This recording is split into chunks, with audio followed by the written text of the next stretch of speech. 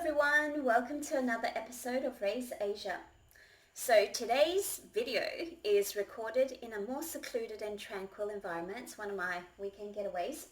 So you're not going to hear the usual ambulance and police sirens that litter the video when I make a recording at home.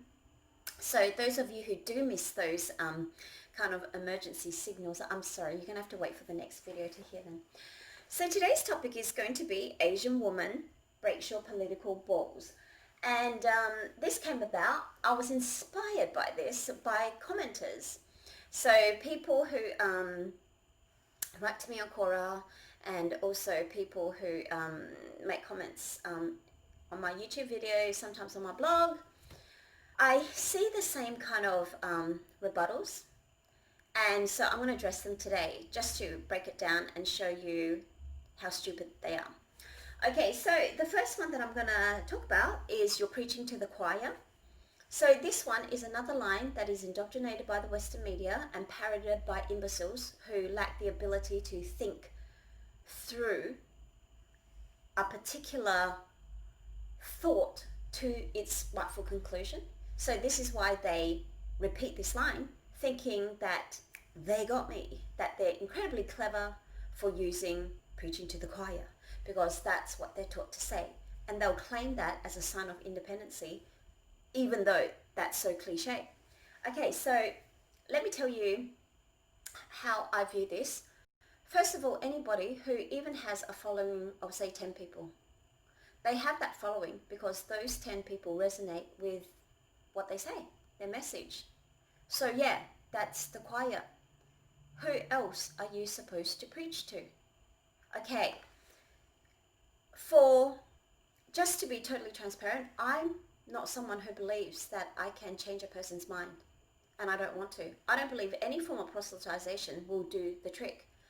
Changing somebody's mind has to happen organically, and that's to marry a phenomenological experience with basically how a person resonates different, or not resonates, sorry, how different events reverberates into a person's historical past. So, for example, if one particular event hits many past schemas, that's going to change the way you fundamentally view something. But for example, this particular seismic event, for another person who manages to only hit one or two past schemas, it's barely going to register. So not any one person, irrespective of how effective they are as a public orator or how well they write, they're not going to change a person's mind. So that's not even a pursuit of mine. I don't aim to do that. So I aim to preach to the choir because fundamentally that's what a choir should be doing. A choir sings, right? So it's pointless for me to say, for example, kidnap a breakdancer and force the body fluidity to remain like stagnant and upright and only utilize the vocal cords, something which this person is not designed for and has no affinity to, right? So of course I want to preach to a group of people who are already willing to sing. That's the whole point. People who are very patriotic towards Western ideology, there's nothing I can say to change their mind, because Western ideology, the only way that it can keep its place at the apex is by using illogical arguments and applying double standards. So basically it's a hypocritical nature. Everything that the West wants to accuse other countries of doing, which are wrong according to them, they base on potential, possibility. But when another country makes the same accusation towards them, the West insists that they provide solid, concrete evidence. So what I mean is precisely this Huawei incidents of late, right? So Malcolm Turnbull has openly admitted that Australia banned Huawei not upon a smoking gun, but only the potential Huawei has of breaching Australia's national security. Not the fact that it has. It may. So what that is akin to is, for example, banning all men to interact with women because they have the ability to rape, not the fact that they have actually committed the rape. So if you think it's absurd to bar all men from interacting with women because of the potential, logically, you would be against the banning of Huawei from these Five Eye countries. Okay, so that's what coherent logic means. If you substitute the variables, it still makes sense. Or else it's just crazy talk, right? So that's the only way Western minds can win an argument, is by applying double standards and false logic. So I'm not even interested in debating these people. They literally, not even one of them hold logical arguments. Like if I've met a Western mind, Western minds can come in all colors, by the way, not just white people. Like there are lots of Western Asian supremacists, okay? So I've met lots of them here. I've never even met one that held like an articulate view in which, if they expounded upon that, it actually made sense all the way from the beginning to the end. No one. Like, I've never seen it in written form, and even when I've offered to debate them, I offer to debate anybody live, no one has been able to hold a secure argument because it's all based on fallacious logic. So why would I want to change these people's minds? They can believe whatever they want. They can go on saying Russia is trying to sabotage America's elections, that China is basically Lucifer nationalized. Why would I want to change their minds? They can keep on thinking what they're going to think. It doesn't concern me. Now, preaching to the choir is important for this reason, because even if there is one Ray Tanotska whose voice is strong enough to penetrate half the world's population, standing on the top of Everest kind of thing, one person is statistically insignificant. So what I see now with the global Asian choir is that there are a lot of lip syncers. So in this choir, you might see a lot of people who have done on the gown, and who even during the high notes will shed a tear, face in contorted, like expressiveness. But if you mute the real singers, you will find that there are rows upon rows of lip syncers, as in they're not able to vociferate their points clearly. So what I aim to do is only to get the people in my choir to even start whispering. So one Ray Tanotska with a big ass voice is statistically insignificant. But let's say there are 10 million lip syncers, okay? So for example, there are 10 million lip syncers. If they start whispering, that becomes audible. And 10 million people become statistically valid. Statistically significant, right? So what happens when this takes place is that the paradigm will be eroded and shifted. Because the most important thing, I think what people are missing, is that people retain power because there's no pushback. People don't retain power because they're genuinely strong. Now, what I mean by this is what I see in my daily reality, because I'm in the expat community, so I know a lot of Western nationals, right? When they come to Japan, they criticize the Japanese for being sheeple, lack of independent thinking, not able to vocalize their thoughts. They're very reticent in expressing themselves, yada yada. You see, when they speak to a Japanese person and they make these accusations, the Japanese person says, so, that's true. Yeah, we don't have independence of thought.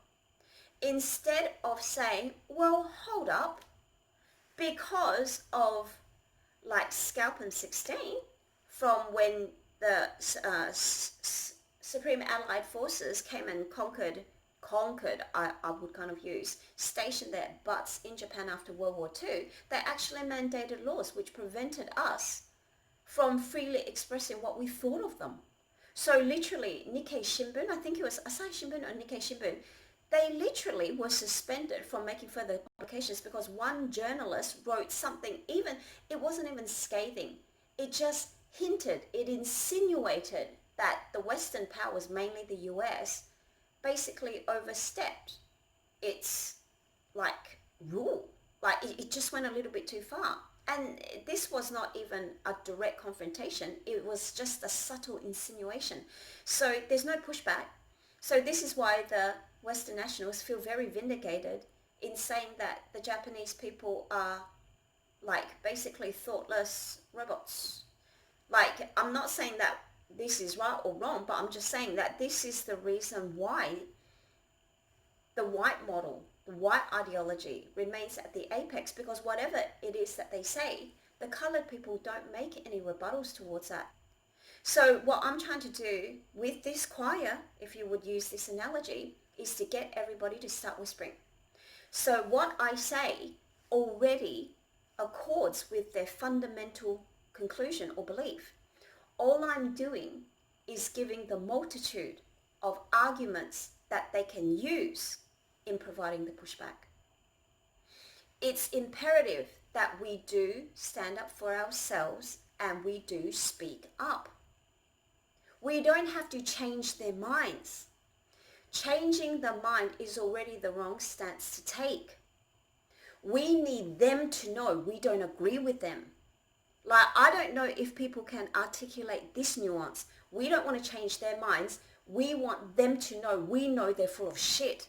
Can people understand this? This is where the power lies. And people who say you're preaching to the choir obviously are missing the critical point. This is the crux of power dismantling. When you no longer believe in the fairy tale, there's no more clout to be had once that happens. So I hope I've made myself clear. Preaching to the choir is what you want to do. When you preach to the choir, you want to get the lip syncers to start whispering. That's what you need to do. You don't need to change anybody's minds. Okay, now a second kind of comment that I've had are people who make things personal by saying people don't like me. Something along those lines, okay? So what? Okay, so let's make the assumption, like, let's make the assumption that I'm human here. Let's say I have feelings. Okay, first of all, whether you believe it or not, you don't like me, hate me, love me, want me dead, whatever you believe you think you want. Do you know why? Because you don't know me in my entirety. You don't know me as a person. You know a 2D facet, one facet of my thinking pertaining to a particular discourse. That's all you know. You don't know how I am with my family, with my husband, with my pets, with the kids on the street, with the elderly. Okay, you don't know all those things which make a person human. You don't like or hate me. You have strong opinions about what I write and say. So when you think you have strong feelings with someone, you're out of your bloody mind.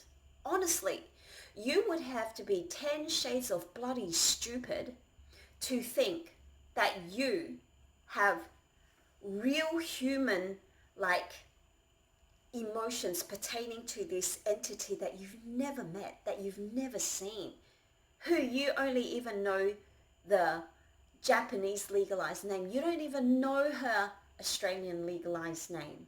Like, how? How does this even configure in your mind that your emotions toward this person is legitimate? So that's what I'm saying. Like, those things are just too stupid. And also, just as a side note, you're on social media. What do you think is going to happen? Do you think people are suddenly just going to break into this angelic verse praising you, imparting beatifications in wishing you well? No, because once you get on social media, you're going to get flack. There are some people who just don't like what you stand for. And if you take everything personally, well, you shouldn't be on social media. Like, you shouldn't be viewing it. Like, so yeah, so that's another point. Like, I don't care, frankly, whether you like or don't like me. Like, I think what is more important is those of you who do understand that there is one nation that is particularly belligerent, sanctioning everybody, bullying everybody. And if you want this unilateralism to break down and for a more egalitarian global order to rise to the fore, if you want this, then I suggest you start speaking up for yourself. Don't express yourself vicariously through the likes of Nathan Rich. Do it yourself. Create a blog. Go on some sort of social media platform and just make a channel. Like, you don't have to have a million people following you. Yeah, it's good if you do because you so could reach more. But here, put it this way. On my teeny tiny channel of under 300 subs, right? If I can get even two of you to genuinely understand what it is that I'm saying and providing a pushback, and then you two can convince another two of your friends, you know where this is going, right? That's a force to be reckoned with.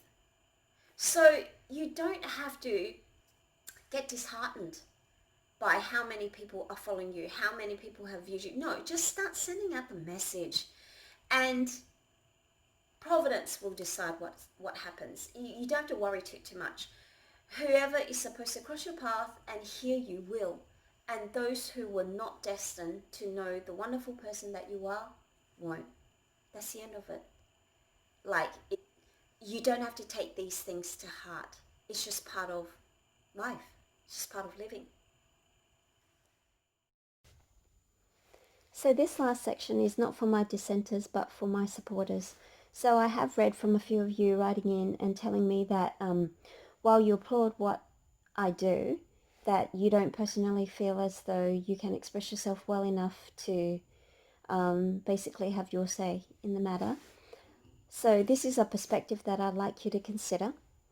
So we're given this brevity, this very ephemeral thing we call life. So before you came into this consciousness, there's basically an eternity of nothingness. And of course that did not concern you because that was preconception. So that's my husband coughing in the loo.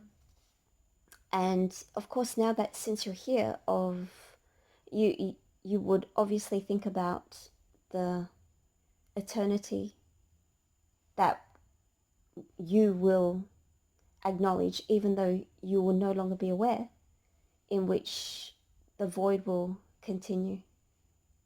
And so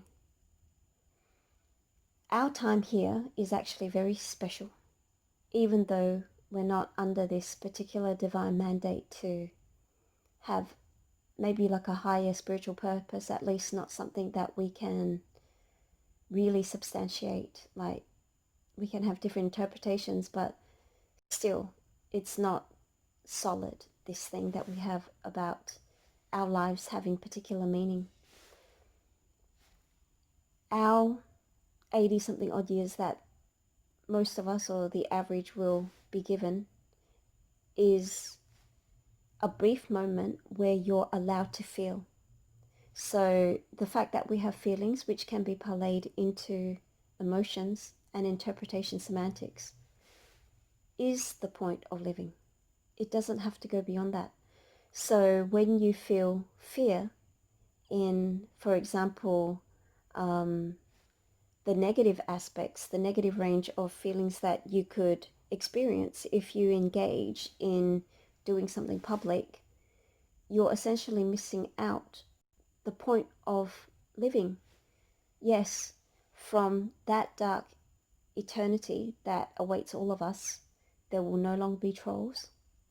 But conversely, you will never feel the conviction of wanting to do something right, and nor will you really remember or know what it feels like to love someone enough to miss them. So you have basically an eternity of being immune to having emotions. So why not embrace life in its fullest context? And I know that to experience negative emotions is rather affronting and it's kind of coarse.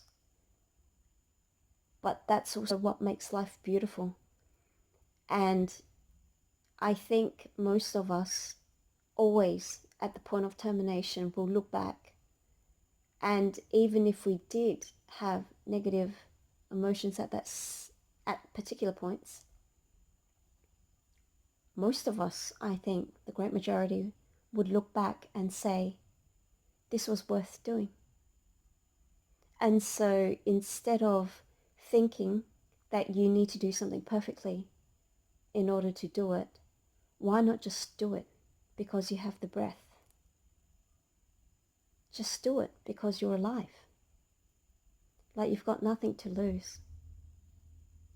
Okay, so I don't know, some of you may be convinced, others not, but I think we should do what we can. And even if it's to give, even if it's just to express our own stories, but just do it. Because one day, as much as I want to believe, this incarnation of Ray Tanotska with all her memories, and most memories feel so tangible, I know that the meaning would not have gone further than for myself personally. And I also know that despite how much I want this to be immortalized, it won't, because when I go, I take away everything that I have with me. And I can only hope that it stays in a special place, even though I know realistically it won't. Okay, so thank you everybody for listening and joining, and I wish you all the best, and see you next time. Maybe in my apartment where you can experience the wonderful sounds of police sirens.